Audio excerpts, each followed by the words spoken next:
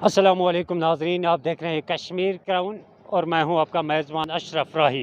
नाजरीन, इस वक्त हम मौजूद है इलाकाई टंगमर्ग में महजिन होटल में, जहां बीजेपी की एक अहम मीटिंग आज मुनक्कद हुई। इसी सिलसिले में हमारे साथ यहां पर बात करने के लिए मौजूद है मरकज़ी बीजेपी के सीनियर लीडर शकील सौफ़ी साहब। इनसे कुछ सवालात शुरू करते हैं। सबसे पहले आपका खुशामदीद है सर, और जानना चाहेंगे कि जो आज गुलमर्ग कॉन्स्टिट्यूंसी में आपका ये प्रोग्राम है, इस गरीब जनता को आपकी तरफ से क्या मैसेज रहेगी? देखिए, इन्होंने मेरे बीच में अपने बीच में एक समस्याएं रखी हैं। जो इनकी सारी समस्याएं मैं आदरणीय देश के प्रधानमंत्री श्री नरेंद्र मोदी जी तक लेके जाऊंगा, और मैं कमेटी के लोगों से भी बात करूंगा और टूरिज्म मिनिस्टर से भी मैं बात करूंगा। और अल्लाह ने चाहा, मैं वादा करता हूं कि इनकी हर समस्या का समाधान देश के प्रधानमंत्री श्री नरेंद्र मोदी जी, माननीय गृह मंत्री श्री अमित शाह जी और टूरिज्म मिनिस्टर जी इनकी समस्याओं का समाधान करेंगे। सर, आपने अभी अपने स्पीच में कहा है घर घर तिरंगा।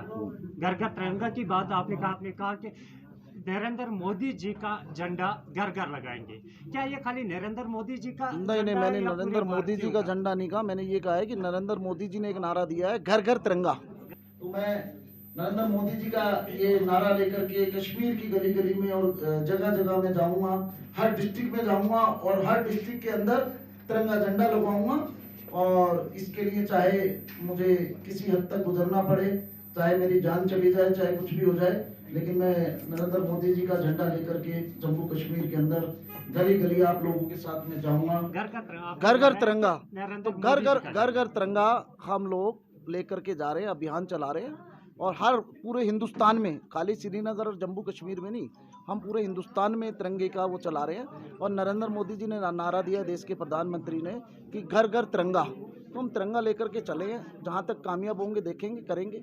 इस नारे पे भी अगर हम पार्टियों की करें, चाहे हम कांग्रेस की बात करें, पीडीपी की बात करें या एनसी की बात करें, केशन लगा रही है बीजेपी ने, और अब तिरंगे पे से, इससे पहले आर्टिकल 35A था या कोई सियासत उसी पे चलाएगी, लेकिन अब बीजेपी तिरंगे पे सियासत करने जा रही है। तिरंगा हर पार्टी का है, उनमें कोई बीजेपी का झंडा नहीं है, ना ही तिरंगा तो हर भारतवासी का है, हर नागरिक का है। चाहे वो पीडीपी पार्टी हो, चाहे वो महबूबा मुफ्ती हो, चाहे उमर अब्दुल्ला हो, चाहे फारूक अब्दुल्ला साहब हो, तिरंगा तो सबको अपने घर पे लगाना चाहिए। मैं तो कहता हूँ, मैं लगाना चाहिए। तिरंगे की कोई राजनीतिक नहीं है। तिरंगे की राजनीतिक होती तो वो इन्विटेशन ना देते।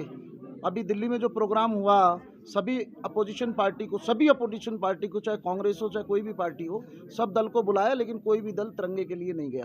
तो तिरंगा ना कि उसमें किसी का है, तिरंगा तो देश की शहादत का निशानी है। लेकिन सर, वही एक और सवाल पैदा होता है, हर भारतीय के दिल में तिरंगा है, जो भी भारतीय है उसके दिल में तिरंगे की इज्जत है, लेकिन स्कूली बच्चों से तिरंगा बनाने के लिए 20-20 रुपए लिए जाते हैं स्कूलों से। ये कहाँ का इंसाफ है? ये कैसे सही हो सकता है? क्या हमारा देश इतना गरीब हुआ है, हमारी इकॉनमी इतनी डाउन हुई है? हाँ, क्या हम मासूम बच्चों से 20-20 रुपए लेंगे तिरंगा बनाने के लिए? आप मुझे लिख के दीजिए कि किसी स्कूल ने बनाने के 20-20 रुपए लिए हैं, तो उसके ऊपर एक्शन किया जाएगा।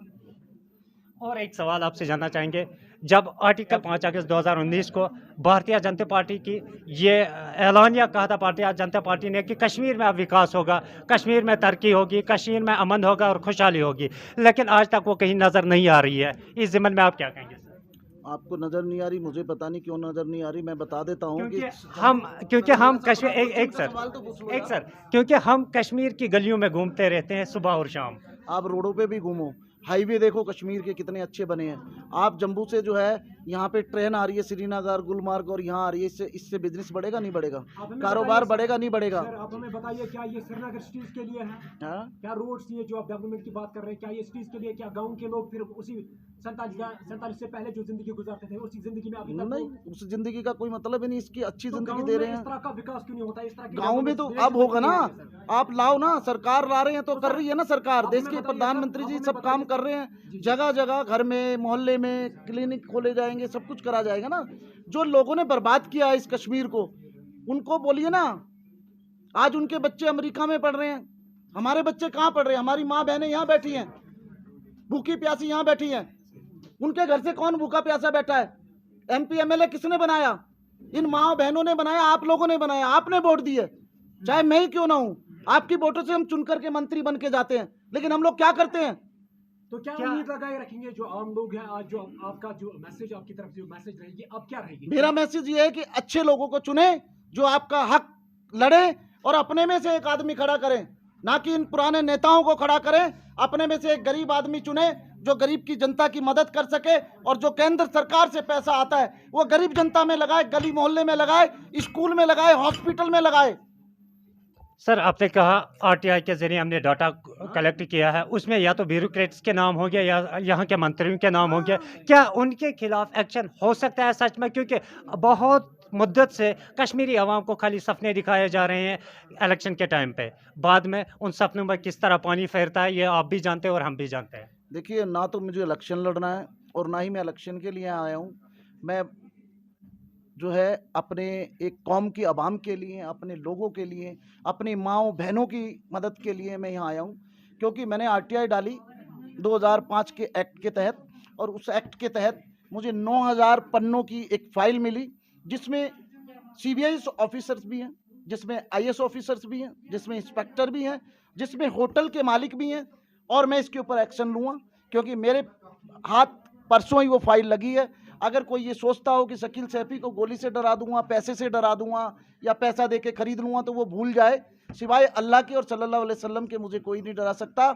मैं इन गरीबों के हक की लड़ाई के लिए कोर्ट से लेके, प्रधानमंत्री से लेके हाई कोर्ट, सुप्रीम कोर्ट तक जाऊंगा इंशाअल्लाह। और आपकी ताकत मेरे साथ रहेगी तो मैं इनको ये हक भी दिला के रहूँगा। सर, अभी आपने एक बात कही कि 19,000 कुछ ऐसे होटल जो हैं वो इलीगल तरीके नहीं, 1900 होटल हैं और 19,000 घर हैं जिनके ऊपर बिल्डिंगें बनी हुई हैं, गेस्ट हाउस बने हुए हैं, जो आरटीआई के तहत मेरे पास पेपर हैं।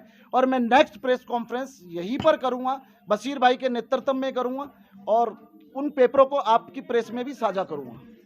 आम गरीब जनता के लिए एक बहुत बड़ा इशू हुआ है, वो बीजेपी की सरकार में ही हुआ है कि जो हम रेजिडेंशियल हाउस बना रहे हैं उनके लिए हमें परमिशन बनाना पड़ता है अगर अपनी मिल्कियत लैंड पे बनाते हैं, लेकिन उससे जो फीस लिए जाते हैं कहीं ना कहीं गरीब जनता को उससे बहुत बड़ा असर पड़ा है। क्योंकि एक गरीब जनता जो मजदूर पेशे दिन में 400 या 500 रुपये कमाता है, वो 7,000 8,000 रुपये फीस नहीं भर सकता है। इस ज़िम्मन में देखिए, मैं आपको ये बताना चाहता हूँ कि यहाँ पर एक डेलीगेशन बनाया जाए, जो लोग हैं बड़े बड़े, और एक डेलीगेशन हमारे बीजेपी अध्यक्ष जी को दिया जाए, वो आगे आवाज़ उठाएंगे।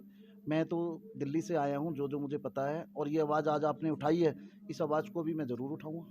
और हमारी तरफ से एक बात ज़रूर उठाइएगा, क्योंकि हमारा डिस्ट्रिक्ट जो है डिस्ट्रिक्ट बारामूला कंडी एरिया है सर, इसमें अभी तक लाडली बेटी वगैरह जो स्कीमें हैं वो अभी तक अच्छी तरह से इम्प्रूवमेंट नहीं हुई है। मैं सबसे पहले तो आपका शुक्रिया अदा करूँगा कि आप मुझे इन जानकारियों को दे रहे हैं, और ये जानकारी केंद्र सरकार तक ज़रूर जाएंगी, जिसको मैं आप लोगों में साझा भी करूँगा और आप लोगों के बीच में दिखाऊँगा भी। मैं कोई नेता नहीं हूँ मैं तो एक अपनी माँ, बहन, भाई और आप लोगों की सेवा के लिए आया हूँ, और इंशाअल्लाह मैं इन चीज़ों को बहुत ज़रूरी उठाऊँगा और बहुत जल्द मैं दोबारा आपके बीच में आऊँगा। तो नाज़रीन, ये थे शकील सैफी साहब जो बीजेपी के सीनियर लीडर हैं। इनसे कुछ सवालात हुए, कुछ खट्टे कुछ मीठे, लेकिन कहीं ना कहीं लग रहा है कि बीजेपी अब वादी कश्मीर में भी जोर पकड़ने की कोशिश करते हुए नज़र आ रही है। इस रिपोर्ट के साथ कश्मीर क्राउन के लिए मैं अशरफ राही। Rakib Sir's Excellence Paripura Srinagar offers 3-year integrated classroom program for IAS, KAS specialized for college-going students of any stream. Dream big and prepare early. For counseling, visit Rakib Sir's Excellence Paripura Srinagar. For more info, call on 9469 888 333.